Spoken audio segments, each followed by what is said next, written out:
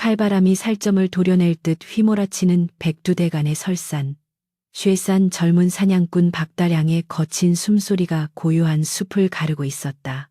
며칠째 계속된 폭설로 무릎까지 빠지는 눈밭을 헤치느라 그의 가죽신은 이미 젖어 얼어붙었고 빈 위장은 굶주림에 지쳐 비명조차 지르지 못하는 지경이었다. 하지만 그의 눈은 먹이를 찾는 짐승처럼 형형하게 빛나고 있었는데 이는 자신의 생존 때문이 아니라 눈앞에서 벌어지고 있는 처절한 생명의 사투 때문이었다. 시야가 흐릿해지는 눈보라 너머로 붉은 선혈을 뚝뚝 흘리며 비틀거리는 만삭의 어미 사슴 한 마리가 보였다. 그 뒤를 쫓는 것은 단순한 짐승이 아니었다. 집채만 한 덩치의 도깨비불 같은 노란 안광을 번뜩이는 이 산의 지배자이자 사람을 잡아먹는다는 악명 높은 식인 호랑이, 바로 산군 산준이었다. 달량은 꽁꽁 언손으로 활시위를 당기려 했으나 호랑이가 내뿜는 압도적인 살기사치에 눌려 손가락이 말을 듣지 않았다.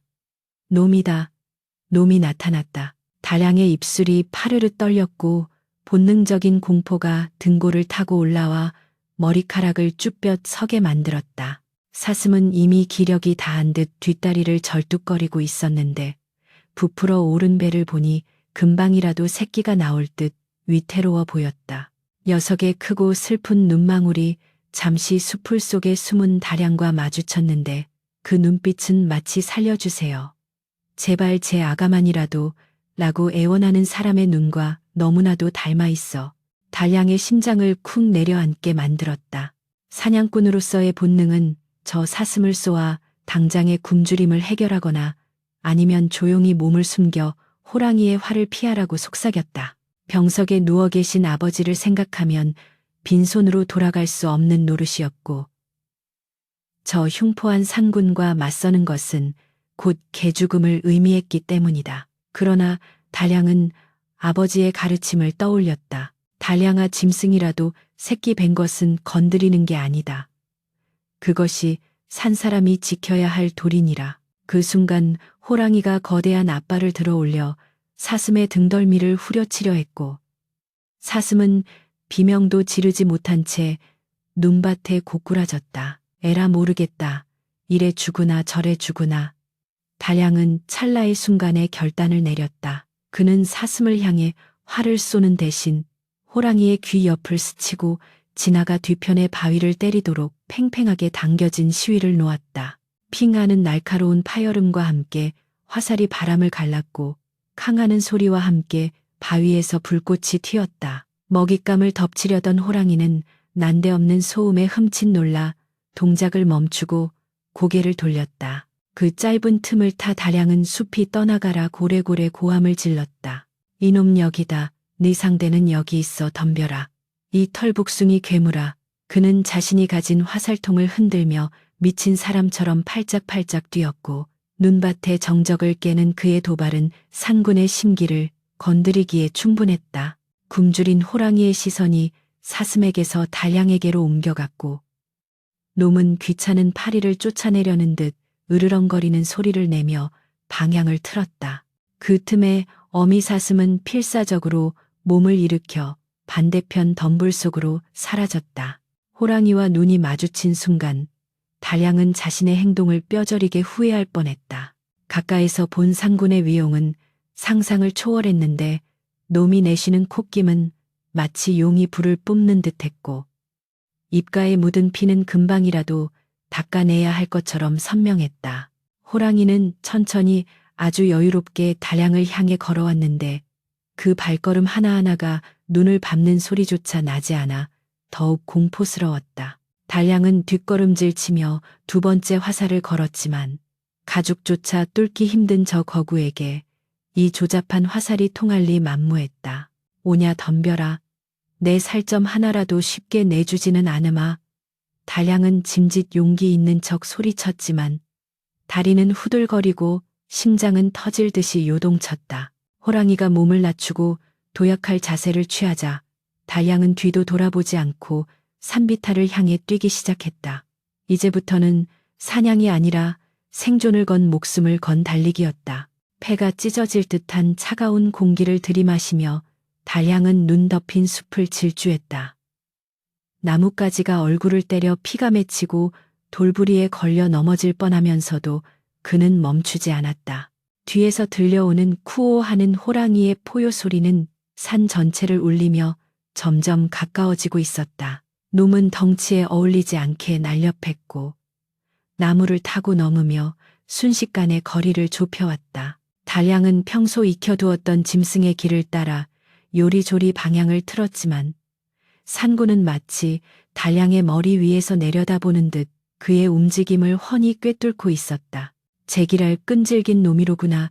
배가 고프면 멧돼지나 잡을 것이지. 왜 하필 나야. 달양은 거친 욕지거리를 내뱉으며 젖먹던 힘까지 짜내어 달렸다. 하지만 인간의 다리가 짐승의 네 발을 당해낼 수는 없는 법 등 뒤에서 놈의 뜨거운 입김이 느껴질 정도로 거리는 좁혀졌다. 앞이 탁 트이는 느낌과 함께 달양의 질주가 멈춘 곳은 깎아지른 듯한 천길 낭떠러지 위였다. 발밑으로는 까마득한 절벽 아래 검푸른 계곡물이 소용돌이치고 있었고 뒤로는 거대한 호랑이가 입맛을 다시며 천천히 다가오고 있었다. 진퇴양난 진퇴의 천난독 안에 든 쥐꼬리 된 달양은 절망적인 표정으로 하늘을 올려다보았다. 하늘이시여, 정녕 이렇게 끝입니까? 병든 아버지를 두고 불효자는 먼저 갑니다.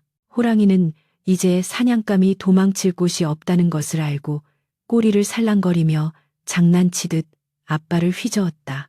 그 거대한 발톱이 달양의 옷자락을 스치자 두꺼운 무명옷이 종이장처럼 찢겨나갔고 살칸에서 붉은 피가 배어나왔다. 달양은 최후의 수단으로 화살을 쏘았으나 화살은 호랑이의 두꺼운 이마 가죽에 맞고 힘없이 튕겨나갈 뿐이었다. 크르릉 호랑이가 결정적인 일격을 가하기 위해 입을 크게 벌리고 달려드는 순간 달양의 머릿속에 번개 같은 생각이 스쳤다.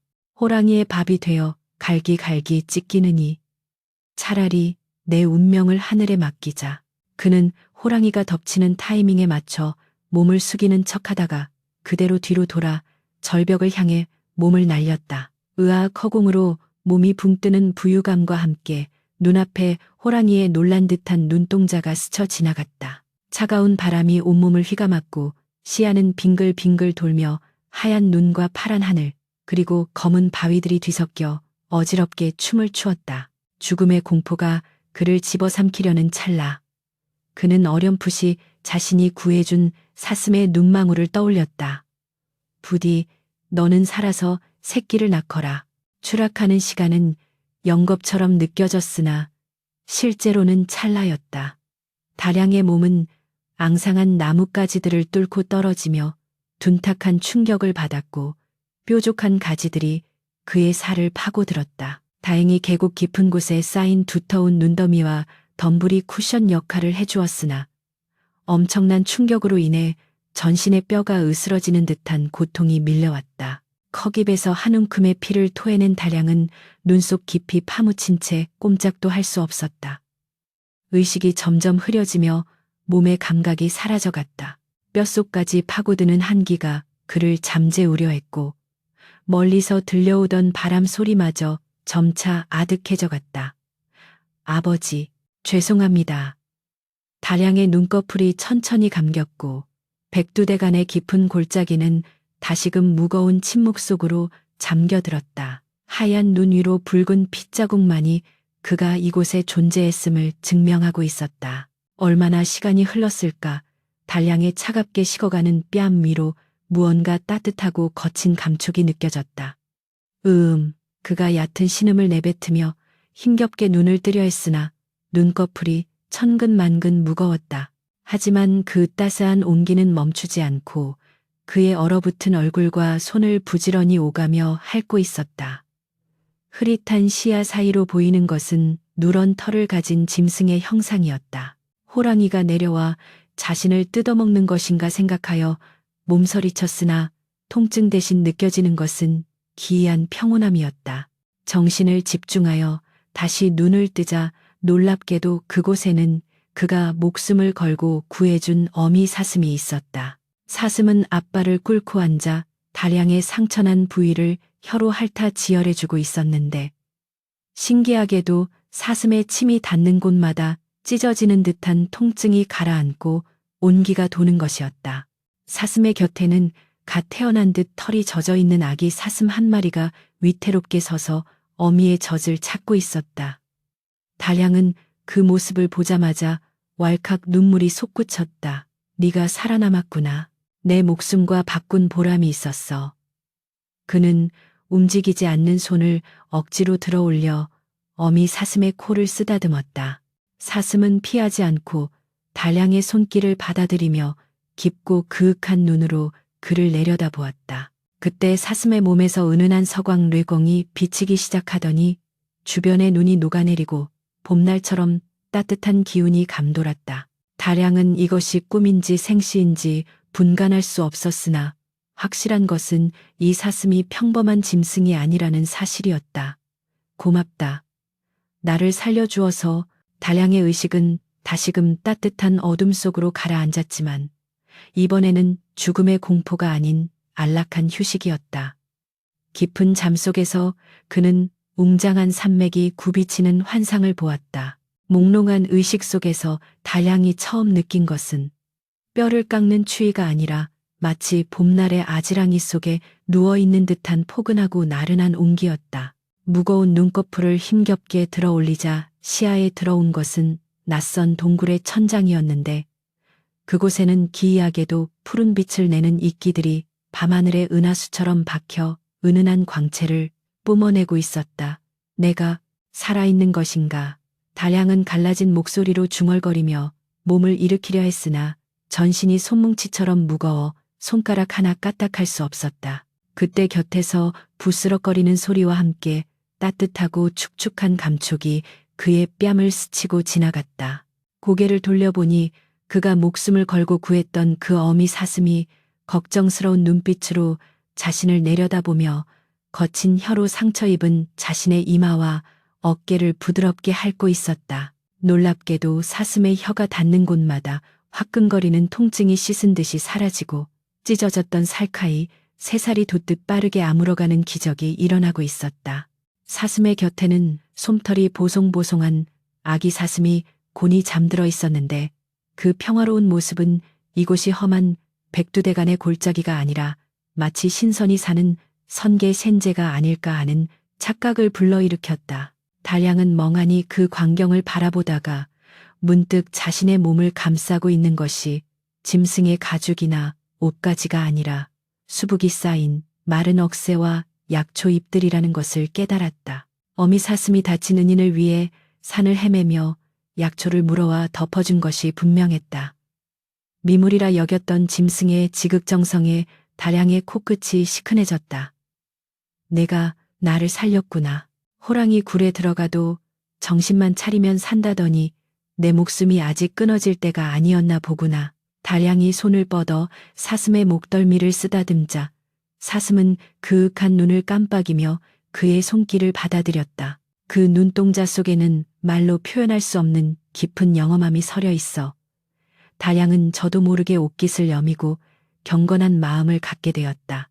얼마나 시간이 지났을까 동굴 밖에서 들려오던 바람 소리가 잦아들고 세상이 고요한 침묵에 잠기자 다량은 다시금 깊은 수마 쉐이머에 빠져들었다. 그리고 꿈속에서 그는 한 번도 보지 못한 기이한 풍경과 마주하게 되었다.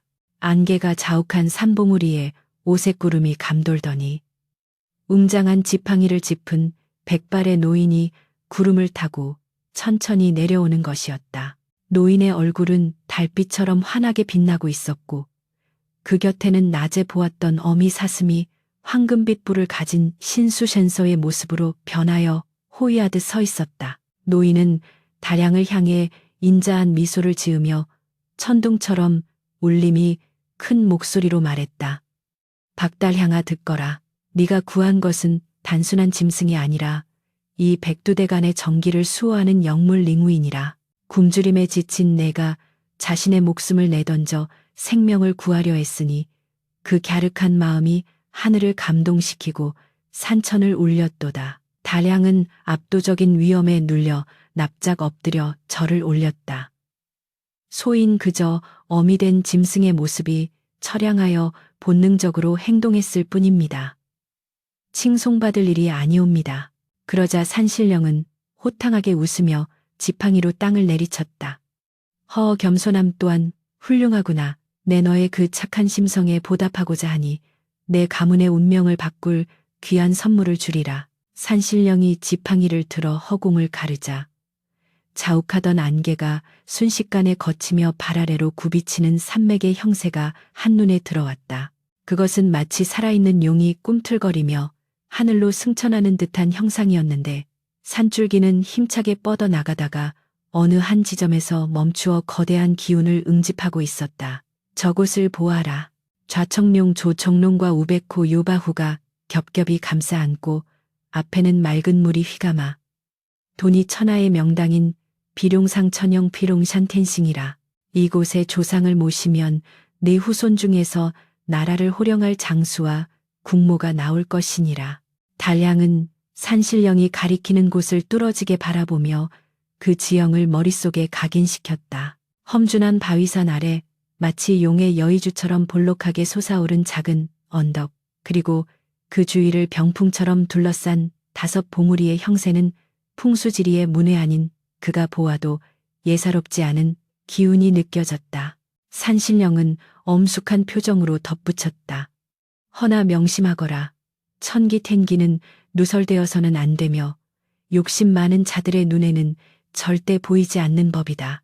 오직 너만이 그 자리를 찾을 수 있을 것이니 부디 덕을 쌓고 백성을 위하는 마음을 잃지 말거라. 말을 마친 산신령이 사슴의 등에 올라타자 그들은 다시 오색구름 속으로 호련히 사라져버렸다. 기다려 주십시오.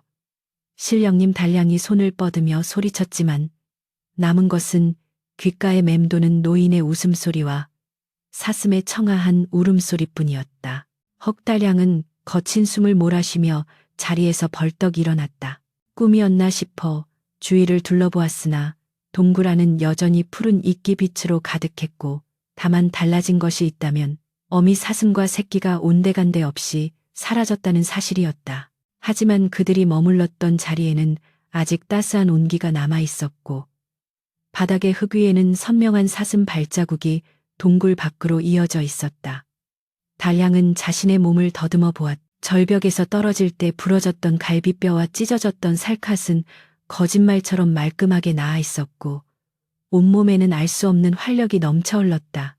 꿈이 아니었어. 정말로 산신령님이 다녀가신 거야. 그는 벅차오르는 가슴을 진정시키며 동굴 밖으로 나갔다. 눈부신 아침 햇살이 쏟아지는 설원 위로 꿈속에서 보았던 바로 그 산세가 그림처럼 펼쳐져 있었다. 달량은 홀린 듯 산 중턱으로 기어 올라갔다. 꿈속에서 신령님이 가리켰던 그 장소를 확인해야만 했다.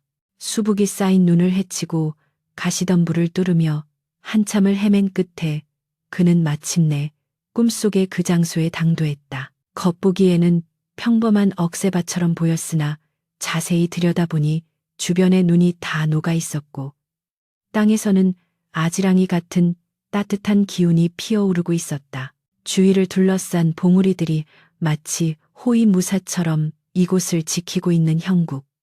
틀림없는 비룡상천영의 명당이었다.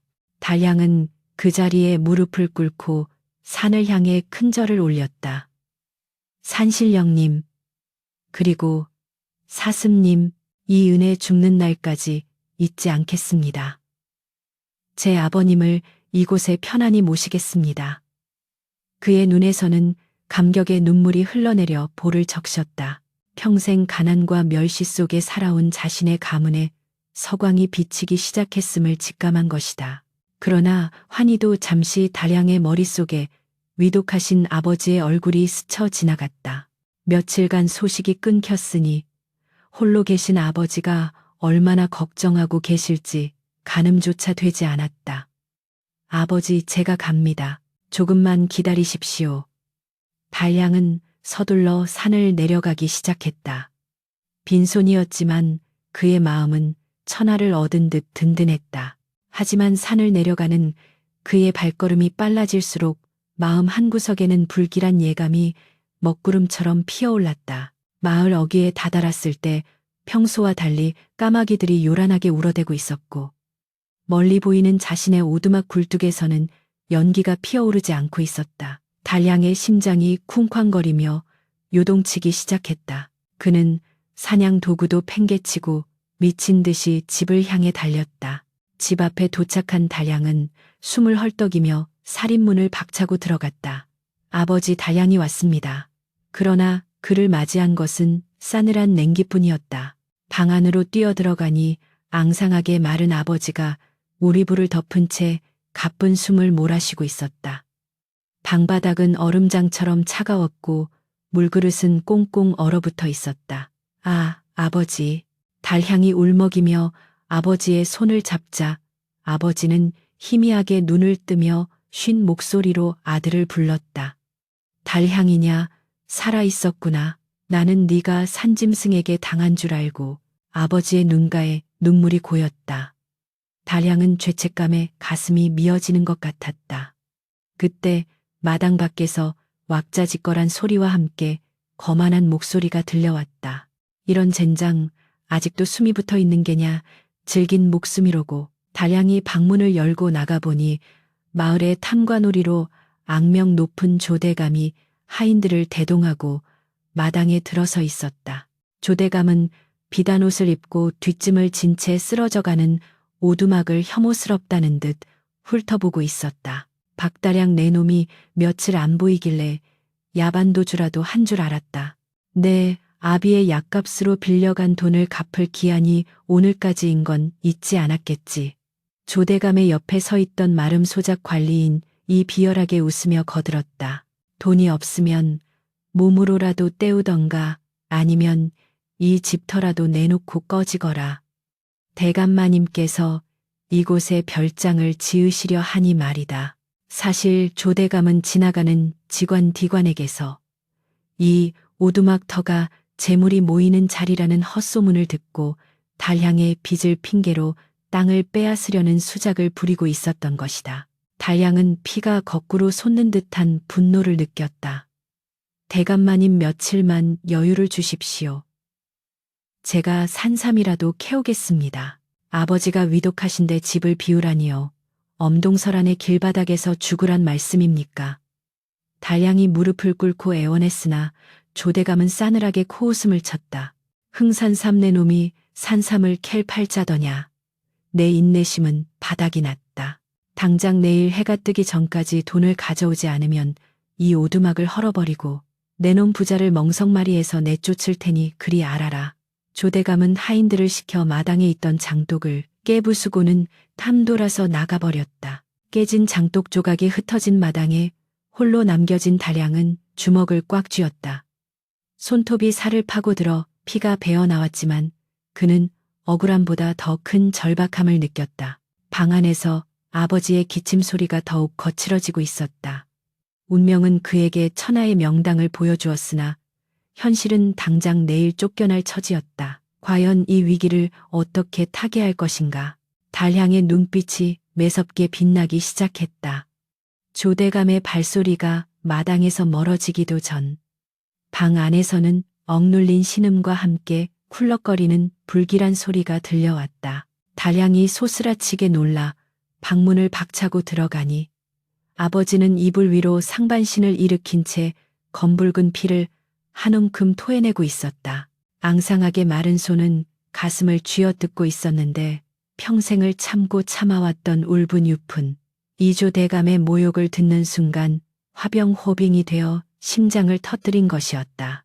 아버지 정신 차리십시오. 제가 잘못했습니다. 제가 더 일찍 왔어야 했는데.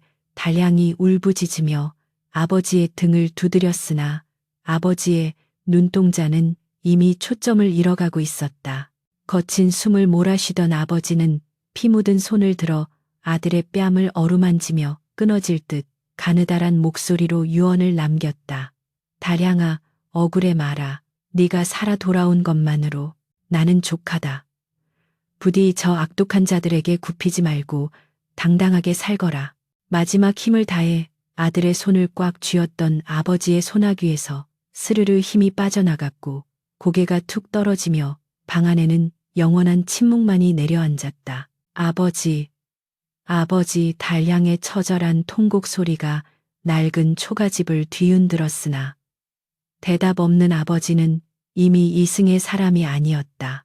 밖에서는 갑자기 몰아치기 시작한 눈보라가 문풍지를 요란하게 흔들어대며 마치 하늘도 이 기막힌 비극을 슬퍼하여 우는 듯했다. 달량은 싸늘하게 식어가는 아버지의 시신을 끌어안고 한참을 오열했다. 가난 때문에 약 한 첩 제대로 쓰지 못하고 마지막 가는 길마저 빚쟁이의 협박 속에서 눈을 감게 한 자신의 불효가 뼈에 사무쳤다. 눈물이 말라 핏물이 될 때까지 울던 달량의 눈에 서서히 도끼가 서리기 시작했다. 그는 아버지의 눈을 감겨드리고 이를 악물며 다짐했다. 아버지, 제가 약속드립니다. 이승에서는 누추한 초가집에서 고생만 하셨지만 가시는 길만큼은 천하제일의 명당에 모셔 왕처럼 편히 쉬게 해드리겠습니다. 그의 머릿속에는 산신령이 보여주었던 비룡상천형의 그 혈자리가 불타오르듯 선명하게 떠올랐다. 하지만 현실은 냉혹했다. 날이 밝으면 조대감의 하인들이 들이닥쳐 시신을 끌어내고 집을 부술 것이 뻔했다. 마을 공동묘지에 묻으려 해도 땅값이 없어 괄시받을 것이고 자칫하면 조대감이 시신을 담보로 횡포를 부릴 수도 있었다. 달량은 결단을 내렸다. 오늘 밤이다. 아무도 모르게, 쥐도 새도 모르게 아버지를 업고 산으로 가야 한다. 그는 즉시 부엌으로 달려가 썩은 문짝을 뜯어내고 짚을 엮어 임시 거적을 만들었다. 관을 짤 돈도 시간도 없었기에 아버지를 업고 가기 위한 최선의 방책이었다. 그는 아버지의 시신을 정성스럽게 닦고 자신이 가진 옷 중 가장 깨끗한 옷으로 갈아입힌 뒤 거적에 싸서 지게에 단단히 묶었다. 아버지의 몸은 깃털처럼 가벼웠는데 그 가벼움이 오히려 달량의 가슴을 천근만근 짓눌렀다. 밤이 깊어지자 눈보라는 더욱 거세져 폭설로 변했다. 칠흑 같은 어둠이 마을을 집어삼켰고 개 짖는 소리조차 들리지 않는 적막강산이었다. 이것은 달량에게는 천재이루의 기회였다. 이 날씨라면 조 대감의 감시원들도 추위를 피해 주막으로 들어갔을 것이 분명했기 때문이다. 달량은 지게를 짊어지고 조심스럽게 살인문을 나섰다. 등 뒤에 엎인 아버지의 냉기가 등을 타고 전해져 왔지만 달량은 춥지 않았다. 오히려 가슴 속에서 타오르는 뜨거운 효심과 분노가 온몸을 덮이고 있었다. 그는 마을 사람들이 깰세라 발소리를 죽이며 마을 어귀를 빠져나가 험준한 산길로 접어들었다. 눈은 무릎까지 쌓여 발을 뗄 때마다 엄청난 체력을 요구했고 매서운 칼바람은 얼굴을 사정없이 때렸지만 달량의 눈빛은 흔들림 없이 산 정상을 향해 고정되어 있었다. 산 중턱에 이르렀을 때 날씨는 더욱 흉포하게 변했다. 하늘이 찢어질 듯한 천둥 소리와 함께 번개가 번쩍이며 어두운 숲을 순간적으로 대낮처럼 밝혔다. 으드득 미끄러운 바위에 발을 헛디딘 달량이 중심을 잃고 눈밭에 뒹굴었다. 지게가 땅에 부딪히며 아버지의 시신이 훼손될까봐 그는 본능적으로 몸을 비틀어 자신이 바닥에 깔리는 쪽을 택했다. 날카로운 돌부리가 등을 찔러 비명이 터져나올 뻔했지만 그는 입술을 깨물어 피를 삼키며 신음 소리를 삼켰다. 죄송합니다, 아버지. 많이 놀라셨지요. 조금만 더 가면 됩니다. 그는 부러질 듯한 다리를 억지로 일으켜 세우며 다시 지게를 짊어졌다. 굶주림과 피로로 눈앞이 핑 돌았지만 꿈속에서 보았던 사슴의 눈망울과 산신령의 계시가 그를 지탱해주고 있었다. 한편 마을 주막에서 술을 퍼마시던 조 대감의 하인 꺽쇠는 왠지 모를 불안감에 휩싸였다. 이상하네.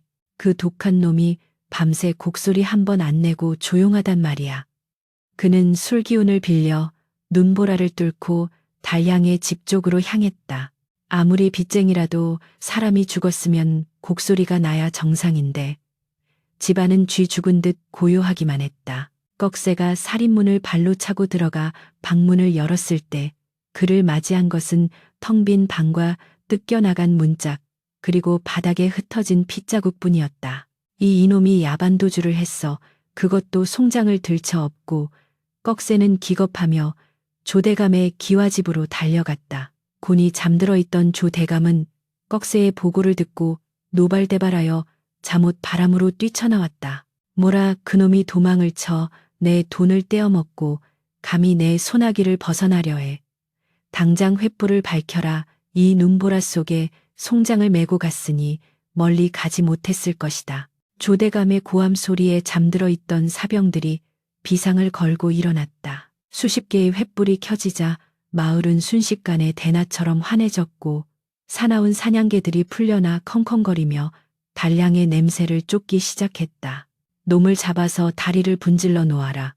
그리고 그 아비송장은 갈기갈기 찢어 까마귀 밥으로 던져버려라. 조대감의 잔인한 명령과 함께 추격대는 산을 향해 물밀듯이 밀려 올라갔다. 눈 위에 찍힌 다량의 깊은 발자국은 너무나도 선명한 이정표가 되어주고 있었다. 다량은 산 중턱에서 아래를 내려다보았다. 수십 개의 불빛이 뱀처럼 구불거리며 산을 타고 올라오는 모습이 보였고 사냥개들의 짖는 소리가 바람을 타고 귀까지 들려왔다. 결국 눈치를 챘구나. 달량의 등줄기에 식은땀이 흘렀다. 이대로 잡힌다면 자신은 물론이고 아버지의 시신마저 능욕당할 것이 뻔했다. 그는 젖먹던 힘까지 짜내어 발걸음을 재촉했다. 이제 목표인 비룡 상천영의 혈자리까지는 얼마 남지 않았지만 그곳으로 가는 길은 깎아지른 절벽을 통과해야 하는 난코스였다. 설상가상으로 폭설은 앞을 분간할 수 없을 정도로 쏟아지고 있었다. 달량은 미친 듯이 뛰었다. 숨이 턱 끝까지 차오르고 심장이 터질 것 같았지만 멈출 수 없었다. 뒤에서 쫓아오는 자들은 단순한 빚쟁이가 아니라 아버지의 영혼을 짓밟으려는 악귀들이었다. 산신령님, 제발 저를 도와주십시오. 아버지를 모실 시간만이라도 벌어주십시오. 다양은 절벽을 기어오르며 피토하듯 절규했다. 그때 선두에 섰던 사냥개 한 마리가 다양의 냄새를 맡고 절벽 아래까지 따라와 맹렬하게 지저대기 시작했다. 뒤이어 횃불을 든 사병들이 거친 숨을 몰아쉬며 나타났다. 저기 있다. 저놈이 절벽을 기어오른다. 하인의 고함 소리에 조대감이 헐레벌떡 달려와 손가락질을 했다. 쏴라. 활을 쏴서 떨어뜨려. 사병들이 활시위를 당기자 화살이 빗줄기처럼 쏟아지며 달량의 주변 바위에 박혔다. 탁팅 화살 하나가 달량의 어깨를 스치고 지나갔고 또 하나는 지게의 다리를 맞췄다. 달량은 비명을 지를 새도 없이 바위 틈으로 몸을 숨기며 필사적으로 위를 향해 기어올랐다. 절체절명의 위기, 삶과 죽음의 경계가 종이 한 장 차이인 상황이었다. 그러나 하늘이 무너져도 솟아날 구멍은 있다고 했던가. 다양의 손끝에 드디어 명당으로 들어가는 입구인 용의 턱 바위가 잡혔다. 하지만 추격대 또한 턱 밑까지 쫓아와 있었다. 과연 다량은 이들을 따돌리고 무사히 아버지를 안장할 수 있을 것인가.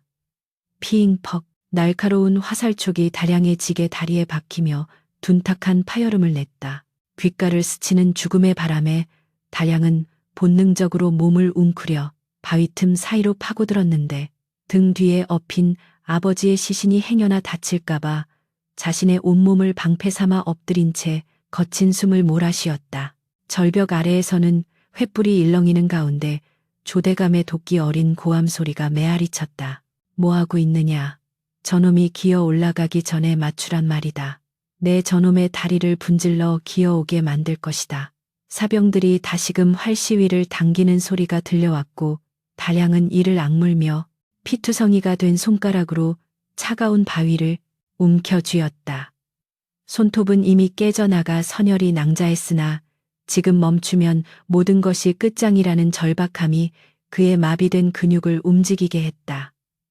아버지 꽉 잡으세요. 이제 다 왔습니다. 저 악귀들에게 아버지를 내줄 수는 없습니다. 달양은 짐승 같은 기합을 내지르며 마지막 젖먹던 힘을 짜내어 절벽의 끝자락을 향해 몸을 던졌다. 간신히 절벽 위에 올라선 달양이 풀썩 쓰러지며 뒤를 돌아보자 끈질긴 사냥개 2마리가 으르렁거리는 소리와 함께 바위를 타고 넘어오고 있었다. 놈들의 눈은 붉게 충혈되어 있었고 입에서는 하얀 입김과 함께 침이 뚝뚝 떨어지고 있었다. 달양은 지게를 내려놓을 새도 없이 허리춤에 차고 있던 낡은 낫을 꺼내 들었다. 오냐 올 테면 와라.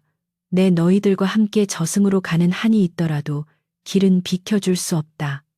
사냥개가 달려드는 순간 달양은 낫을 휘둘러 선두에 개를 쳐냈고 뒤따르던 놈은 달양의 발길질에 맞아 절벽 아래로 떨어지며 비명과 함께 어둠 속으로 사라졌다. 하지만 안도할 틈도 없이 절벽 아래 좁은 길을 따라 조대감의 사병들이 개미떼처럼 기어오르는 모습이 보였다.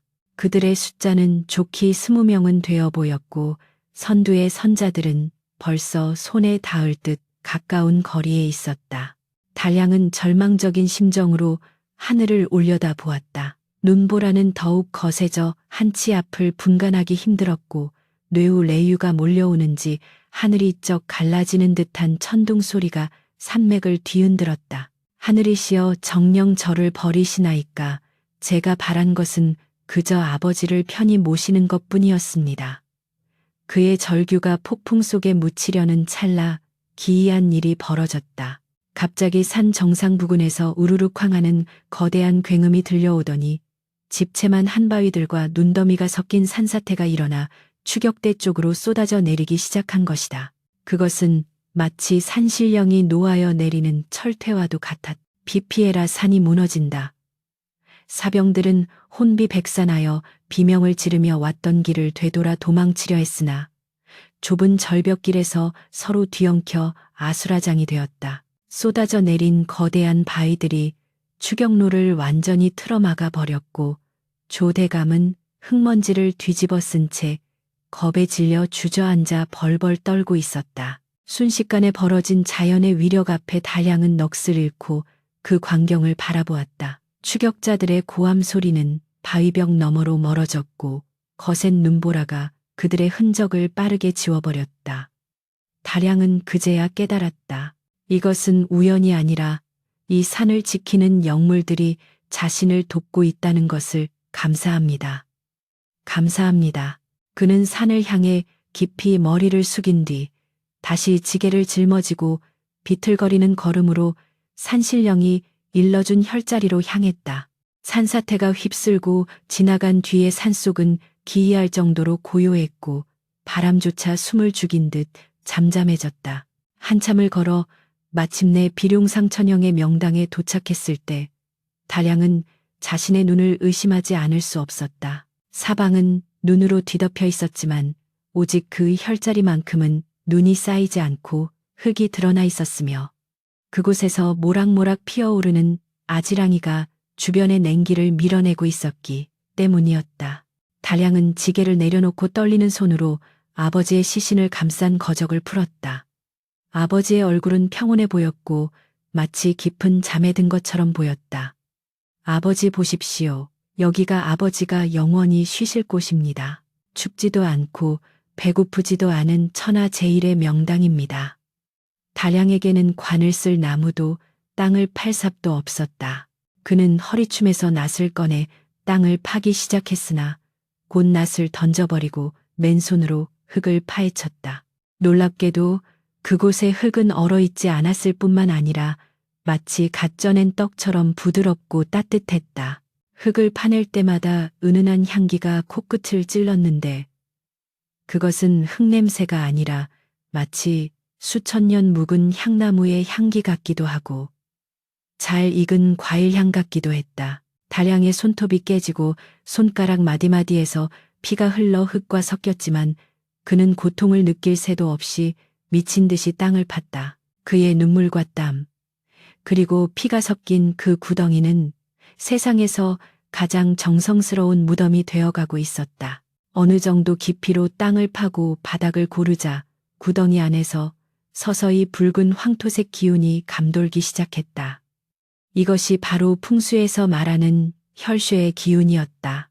달양은 조심스럽게 아버지의 시신을 들어 구덩이 안에 눕혔다. 아버지의 몸이 그 따뜻한 황토에 닿는 순간 칠흑 같았던 밤하늘의 구름이 서서히 걷히며 밝은 보름달이 모습을 드러냈다. 달빛은 정확하게 아버지의 무덤을 비추었고 그 순간 땅속에서 오색찬란한 서기르치가 피어올라 아버지의 시신을 부드럽게 감싸 안았다.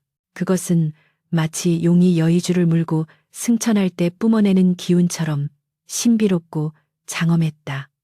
달양은 그 압도적인 광경에 전율하며 무릎을 꿇고 엎드렸다. 부디 편히 쉬소서. 이제 모든 짐을 내려놓고 왕처럼 신선처럼 편히 쉬소서. 달양이 흙을 덮어 봉분을 만들기 시작하자 숲속 어디선가 청아한 울음소리가 들려왔다. 고개를 들어보니 언덕 너머 바위 위에 그가 구해주었던 어미 사슴과 새끼 사슴이 달빛을 받으며 서 있었다. 녀석들은 달양을 지켜보며 마치 작별 인사를 하듯 고개를 끄덕이더니 이내 숲속 깊은 곳으로 유유히 사라졌다. 사슴이 사라진 자리에는 상서로운 기운만이 남아 감돌았다. 봉분을 다 쌓고 마지막으로 잔디를 덮을 때쯤 달향의 귀에는 멀리서 닭이 우는 소리가 들려왔다. 기나긴 밤이 지나고 새벽이 밝아오고 있었던 것이다. 그는 피투성이가 된 손을 털고 일어나 아버지가 묻힌 곳을 향해 9번 절을 올렸다. 비록 초라한 나무 비석 하나 없었지만 그곳은 천하의 그 어떤 왕릉보다도 귀하고 힘찬 기운이 서려 있었다. 모든 일을 마치고 탈진한 채 바위에 기대앉은 달양의 눈에 밤새 그토록 사납게 몰아치던 눈보라가 그치고 동쪽 하늘이 붉게 물들어오는 광경이 들어왔다. 떠오르는 태양의 붉은 빛은 아버지의 무덤을 가장 먼저 비추었고 그 순간 달양의 가슴속 깊은 곳에서 알 수 없는 뜨거운 기운이 솟구쳐 올랐다. 그것은 단순히 슬픔이 승화된 것이 아니라 마치 용의 기운이 그의 혈관을 타고 흐르는 듯한 강렬한 힘이었다. 그는 주먹을 불끈 쥐었다. 이제 나는 예전의 박달향이 아니다. 아버지를 죽음으로 내몬져 썩어빠진 세상 힘이 없어 당해야만 했던 서름을 내 대에서 끊어버릴 것이다. 두고 봐라 조대감. 그리고 이 세상아, 내가 어떻게 일어설지 똑똑히 보여주리라. 산을 내려오는 달양의 발걸음은 묵직하고 단단했다. 밤새 사투를 벌였던 탓에 옷은 찢어지고 몰골은 말이 아니었으나 그의 눈빛은 맹호 멍후처럼 형형하게 빛나고 있었다. 추격대가 바위산에 가로막혀 되돌아간 길에는 조대감이 흘리고 간 비단신 한 짝이 덩그러니 놓여 있었다. 달양은 그것을 무심하게 밟고 지나갔다.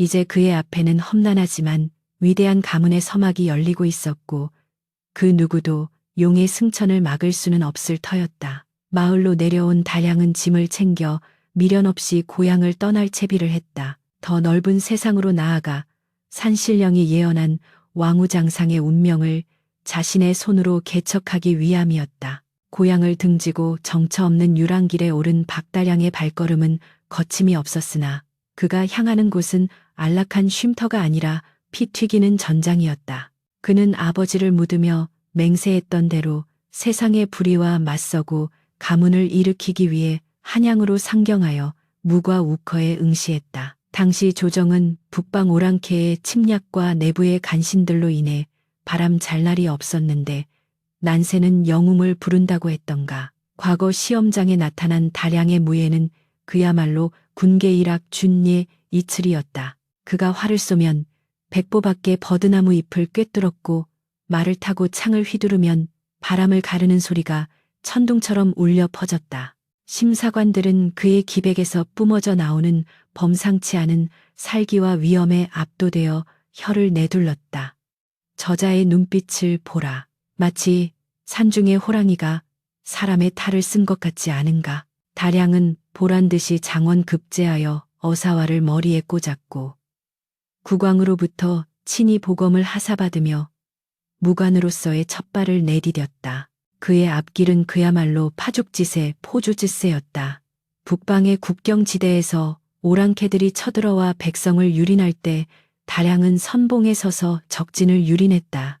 그가 칼을 빼들고 전장을 누비면 적들은 검은 호랑이가 나타났다며 혼비백산하여 도망치기에 바빴다. 다량의 몸에는 신기하게도 화살이 비켜가고 칼날이 닿지 않았는데 병사들 사이에서는 돌아가신 아버지의 혼과 산신령이 장군님을 지키고 있다는 소문이 파다하게 퍼졌다. 그는 승진을 거듭하여 도원수, 도元수의 자리에 올랐고 나라를 위기에서 구한 구국의 영웅으로 추앙받게 되었다. 그뿐만이 아니었다.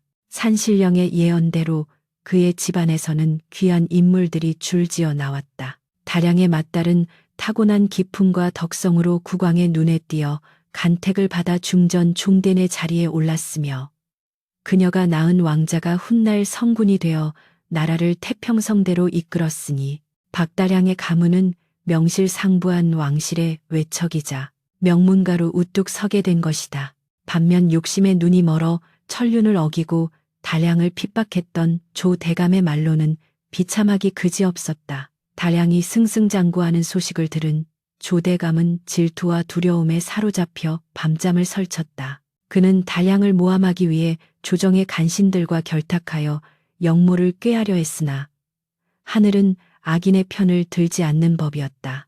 그들이 주고받던 밀서가 우연한 기회에 발각되면서 조대감의 추악한 음모는 만천하에 드러나고 말았다. 국왕은 대노하여 조대감과 그 일당을 모두 잡아들여 국문주문했고 결국 조대감은 형장의 이슬로 사라지는 비운을 맞았다. 그의 집안은 멸문지와 맹문지화를 당하여 풍비박산이 났고 그토록 탐내던 기와집과 논밭은 모두 관아에 몰수되어 잡초만 무성한 폐허로 변해버렸다. 인과응보, 인고잉보의 엄중한 심판 앞에 사람들은 남의 눈에 눈물 나게 하면 제 눈에는 피눈물이 나는 법이라며 혀를 찼다. 세월은 유수와 같이 흘러 어느덧 60년이라는 시간이 지났다. 머리에 하얀 서리가 내려앉은 백발의 노인이 된 박다량은 화려한 관복 대신 소박한 도포를 걸치고 지팡이 하나에 의지한 채 젊은 날 자신의 운명이 바뀌었던 그 백두대간의 깊은 산고를 다시 찾았다. 험준했던 산길은 예나 지금이나 변함이 없었지만 다량의 눈에는 모든 것이 새롭고 감개무량하게 다가왔다. 허 강산도 변한다더니 내 청춘은 갔어도 산천은 의구하구나. 거친 숨을 몰아쉬며 산 중턱에 오르자 뭇 봉우리들이 호위하듯 감싸고 있는 천하의 명당 아버지의 묘소가 눈에 들어왔다. 놀랍게도 묘소 주변은 한겨울임에도 불구하고 푸른 잔디가 싱싱하게 자라나 있었고 묘지 위에는 상서로운 오색 구름이 덮개처럼 드리워져 있어 보는 이로 하여금 절로 고개를 숙이게 만들었다. 다량은 지팡이를 내려놓고 아버지의 묘 앞에 털썩 주저앉았다. 주름진 손으로 봉분의 흙을 어루만지는 그의 눈에서 뜨거운 눈물이 주르륵 흘러내렸다. 아버님, 이 불효자 다량이가 왔습니다. 평생을 가난과 서름 속에서 사시다 가셨지만 이제는 구천에서도 편안하시겠지요. 아버님이 주신 생명과 산신령님이 주신 기회 덕분에 우리 가문은 원없이 뜻을 펼쳤습니다. 그는 챙겨온 술병을 꺼내 무덤 앞에 정성스럽게 한 잔 올렸다. 술잔을 비우고 절을 올리던 다량의 귓가에 문득 바람소리에 섞여 딸랑하는 맑은 방울소리가 들려왔다. 고개를 들어보니 묘소 뒤편의 바위 위에 눈부시게 하얀 털을 가진 늙은 사슴 한 마리가 서 있었다. 그 사슴의 뿔은 마치 천년 묵은 고목처럼 웅장했고 눈동자는 깊은 호수처럼 맑고 그윽했다. 다량은 단번에 알아보았다. 60년 전 자신의 목숨을 구해주고 이 명당을 점지해 주었던 그 신수셴솔의 후손이거나 아니면 그 영물 자체가 현신한 것임을. 오, 자네가 아직도 이곳을 지키고 있었는가. 내 평생 자네의 은혜를 한시도 잊은 적이 없네.